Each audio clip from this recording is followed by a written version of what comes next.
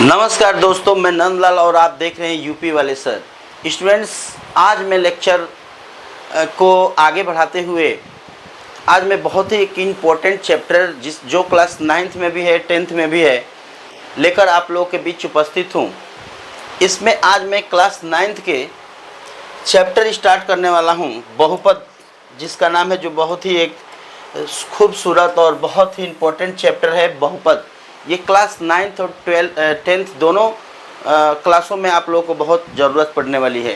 तो स्टूडेंट्स, इसके पहले मैं लेक्चर 1 2 3 4 करके आप लोग को पहला लेसन पढ़ा चुका हूँ, नंबर सिस्टम।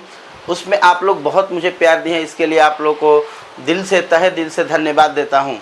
तो स्टूडेंट्स, आज हम बात करते हैं बहुपद क्या होता है, बहुपद के वर्गीकरण कैसे होता है। आज थोड़ा सा कंसेप्चुअल बात करेंगे, इसके बाद हम लोग कोर्स को कंटिन्यू करेंगे। तो स्टूडेंट्स, सबसे पहले मैं बता दूं कि बहुपद क्या होता है। देखिए स्टूडेंट्स, ऐसा बीजीय व्यंजक, देखिए स्टूडेंट्स, यहाँ पे थोड़ा समझने की ज़रूरत है। ऐसा बीजीय व्यंजक जिसमें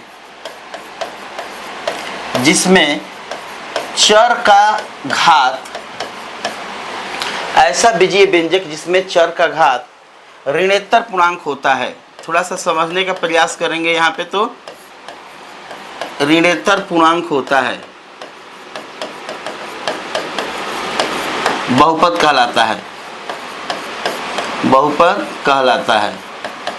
स्टूडेंट्स, यहाँ पे थोड़ा सा समझने की बात है कि दो बातें मैंने लिखा है। अगर दो बातें आप लोगों को समझ में आ गई तो ये जो डिफिनेशन में लिखा हूँ बहुत आसान है।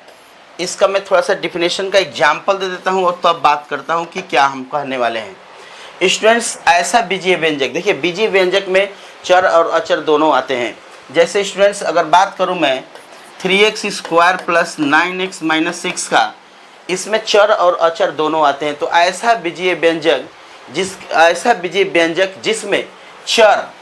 जिसमें चर का माने वेरिएबल क्या है, x का जो घात होता है, माने पावर होता है। जैसे यहाँ पे पावर 2 है, यहाँ पे पावर 1 है।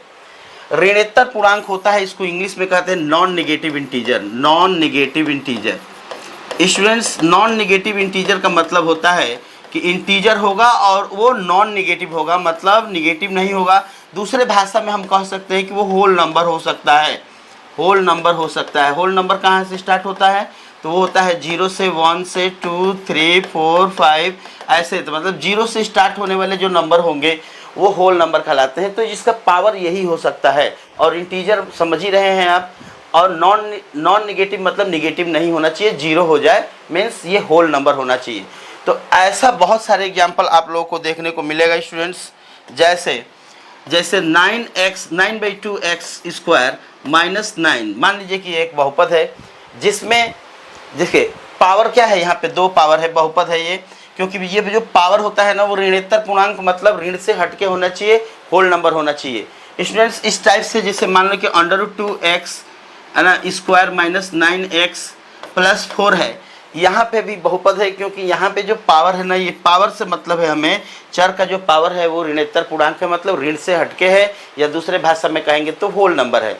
तो चलिए स्टूडेंट्स, ऐसे बहुत सारे आप लोगों को, जैसे x के पावर 3 - 9x² - 9x - 6 है, इस टाइप के बहुत सारे बीजीय व्यंजक आपको मिलेंगे जो बहुपद कहलाएंगे। ठीक है, तो चलिए अब हम बात करते हैं स्टूडेंट्स कि बहुपद का जो वर्गीकरण हुआ है वो किस प्रकार से हुआ है, बहुपद का वर्गीकरण किस प्रकार से हुआ है।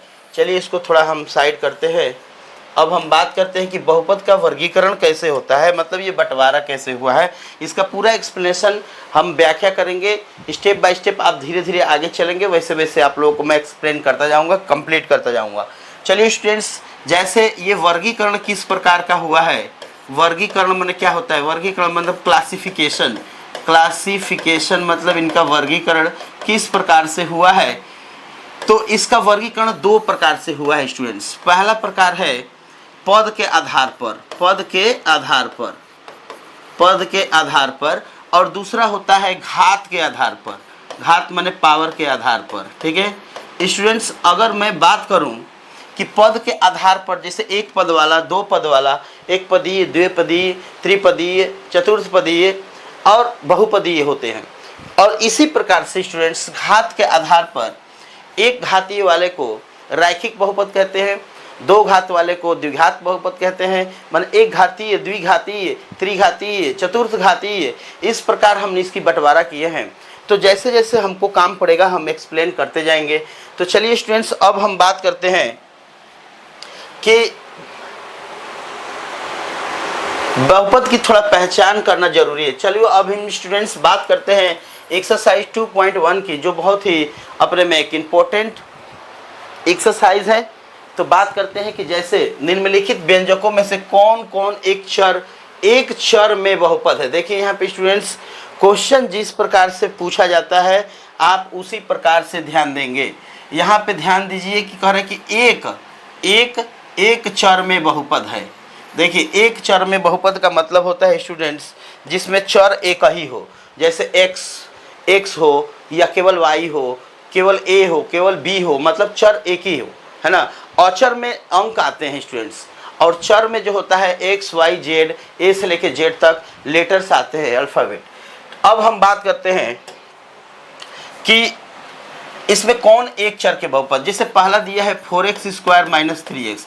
स्टूडेंट्स यहाँ पे x एक चर है, एक चर का बहुपद है, और ये बहुपद इसलिए क्योंकि यहाँ पे दो घात और एक घात है।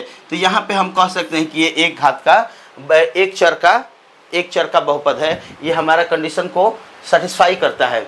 और कौन से नहीं है, अगर नहीं है तो उसके साथ उसका कारण दीजिए कि क्यों नहीं है, है ना। तो चलिए अब हम बात करते हैं कि जैसे मान लीजिए यहाँ पे +7 है, उससे कोई दिक्कत नहीं है। अब यहाँ पे दूसरा की बात करते हैं y स्क्वायर प्लस √2।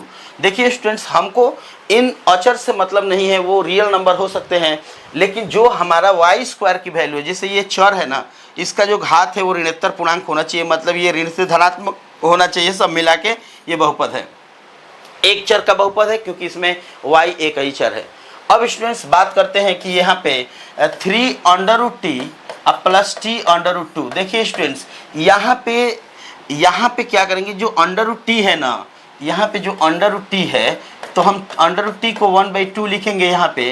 तो ये जो आया है 1/2, ये जो है इंटीजर नहीं है, पूर्णांक नहीं है, इस वजह से ये बहुपद नहीं है, ठीक है।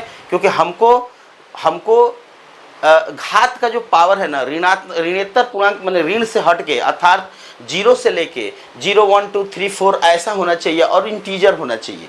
तो स्टूडेंट्स यहाँ पे हमारा बहुपद ये फेल है, क्योंकि यहाँ पे जो चर का घात है वह ऋणोत्तर पूर्णांक मतलब धनात्मक तो है, लेकिन पूर्णांक नहीं है, ये फ्रैक्शन में है, रेशनल नंबर में है। तो अब हम बात करते हैं कि इस प्रकार यहाँ पे एक और है y + 2/y। तो यहाँ भी हमारा ये बहुपद नहीं है। क्यों नहीं है? क्योंकि y + 2/y, y की जगह पर y के पावर -1 लिख सकते हैं इसको। तो इस प्रकार ये जब नीचे से ऊपर जाएगा तो इसका पावर माइनस हो जाएगा, पहले 1 था, ऊपर जाएगा तो -1 हो जाएगा। इस आधार पर ये लोग जो है बहुपद नहीं कहलाएंगे। तो स्टूडेंट्स अब हम बात करते हैं, देखिए अब यहाँ पे x के पावर 10 है, अब प्लस y के पावर कितना है स्टूडेंट्स 3 है, प्लस t के पावर 50 है। तो स्टूडेंट्स यहाँ पर अगर ध्यान देंगे तो सारे जो बहुपद हैं, मतलब सारे जो चर हैं, तो इनके चरों के पावर तो धनात्मक है, ये तो ठीक है, लेकिन यहाँ पे कंडीशन के अनुसार ये एक चर में बहुपद नहीं है। यहाँ पे x, y और t 3 चर है, तो आप इसको हम लोग इसके अकॉर्डिंग नहीं मान सकते, ठीक है स्टूडेंट्स। तो इसमें हम लिख देंगे कि यहाँ पे 3 चर है, इसलिए ये एक चर में बहुपद नहीं है, है ना। तो चलिए स्टूडेंट्स अब हम बात करते हैं, अगला स्लाइड क्या है हमारा, थोड़ा सा ध्यान देने का प्रयास करेंगे, बहुत इंपॉर्टेंट चैप्टर है। चलिए अब स्टूडेंट्स बात करते हैं कि एक्स स्क्वायर के गुणांक क्या है। जैसे देखिए स्टूडेंट्स पहला क्वेश्चन है 2 + x² + x। अब कह रहे हैं कि एक्स स्क्वायर के गुणांक का मतलब होता है कि एक्स स्क्वायर में कौन चीज़ का गुणा है, किस चीज़ का गुणा है यहाँ पे। तो देखिए स्टूडेंट्स यहाँ पे एक्स स्क्वायर के पास कुछ गुणा नहीं है, तो मान लीजिए कि यहाँ पे 1 है। क्या है यहाँ पे 1 है, तो आप लोग इसको समझ सकते हैं यहाँ एक्स स्क्वायर का गुणा क्या है स्टूडेंट्स, यहाँ एक्स स्क्वायर का गुणांक है क्या 1। इसी तरह से स्टूडेंट्स अगर बात दूसरा करें तो 2 - x² + x³ यहाँ पे कुछ नहीं है तो यहाँ पे -1 है, इसमें x स्क्वायर गुणांक -1 है। तो इस प्रकार अगर देखा जाए तीसरा पॉइंट, तो π/2 x स्क्वायर प्लस x अगर इस फंक्शन पे है तो हम x स्क्वायर के यहाँ पे x स्क्वायर के ये कौन सा गुणा किया है यहाँ पे, तो वो हमें मिलेगा π/2। बहुत इंपॉर्टेंट है ये। नेक्स्ट क्वेश्चन नंबर 4 जो है √2x -1। देखिए यहाँ पे स्टूडेंट्स हमसे पूछा है कि x स्क्वायर का गुणांक, जिसका गुणांक पूछेगा उसी को हम चेक करेंगे, उसको खोजेंगे यहाँ पे कौन सा है। जैसे देखिए स्टूडेंट्स यहाँ पे क्या है, √2x -1 है, हमको पूछ रहा है कि x स्क्वायर का गुणांक, x स्क्वायर का जो गुणांक है यहाँ पे स्टूडेंट्स अब हम समझ पा रहे हैं कि x स्क्वायर तो है ही नहीं, तो इसका गुणांक कितना होगा स्टूडेंट्स, 0 होता है। जो इसके अंदर है ही नहीं जिसको हम खोज रहे हैं तो वो हमारा 0 होता है। तो स्टूडेंट्स अब हम बात करते हैं एक क्वेश्चन और, चलिए धीरे धीरे हम लोग आगे बढ़ेंगे। इसमें कह रहा है क्वेश्चन 3 कि 35 घात के द्विपद, मतलब कि यहाँ पे 35 घात चाहिए और पद चाहिए 2। ध्यान से देखिए, जैसा कंडीशन होता है स्टूडेंट्स इस प्रकार से हम लोग उसको व्याख्या करते हैं, समझते हैं। क्वेश्चन में कह रहा है कि 35 घात चाहिए और का द्विपद चाहिए। द्वि माने 2 पद, माने घात 35 और पद 2। तो स्टूडेंट्स यहाँ पे अगर हम x के पावर 35 प्लस मान लीजिए कि हम 2 कर दें या 2 कर दें या 5 कर दें या y कर दें, तो उससे हमको क्या दिक्कत है। चलिए, क्या यह 35 घात है, तो 35 घात तो है और पद है हमारा 2 पद। यहाँ पे पद प्लस माइनस से अलग होता है स्टूडेंट्स। देखिए यहाँ पे प्लस लग गया, ये 2 भाई में बंटवारा हो गया। तो स्टूडेंट्स अब हम बात करते हैं कि 35 घात के, अब जैसे यहाँ पे दूसरा क्वेश्चन पूछा है, दूसरा कह रहा है कि 100 घात के 1 पद। तो अरे भाई 100 घात के 1 पद, तो ये 1 पद है, अब घात 100 है। तो जैसे पूछेगा, अब जैसे पूछ दिए स्टूडेंट, चलिए मैं अपने से एक जोड़ देता हूँ। लिखेगा कि 12 घात के त्रिपदीय लिखिए 3 पद का। तो 12 घात का माने का x के पावर 12 प्लस y के पावर 10 प्लस z के पावर 6। हम देखेंगे कि जो सबसे ज़्यादा पावर है ना वही उस पूरे, इसमें घात कितने हैं, इसमें घात है 12। देखिए तो इसमें बहुपद के जो मैक्सिमम जो चर है ना, चर के जो मैक्सिमम घात होता है, मैक्सिमम माने अधिकतम घात, उसी को हम लोग पूरे बहुपद का घात मानते हैं। जैसे देखिए इसमें सबसे ज़्यादा कौन सा है, देखिए यहाँ 12 है, यहाँ 10 है, यहाँ 6, तो सबसे ज़्यादा ये है, इसलिए इस पूरे बहुपद का घात को हम 12 ही मानेंगे। ठीक है, 12।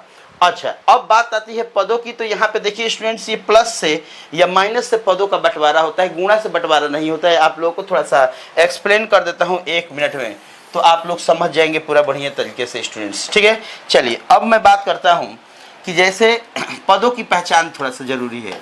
x² - 6, देखिए स्टूडेंट्स अगर यहाँ पे देखा जाए तो 2 दीवार लगा हुआ है, यही 2 दीवार इन पदों को अलग करते हैं। पहला है माइनस, दूसरा है प्लस। ये 2 दीवार अगर हम खड़ा कर देंगे तो पदों की संख्या 3 हो जाएगी। ध्यान से देखिए, एक पद, बीच में एक पद, इधर एक पद।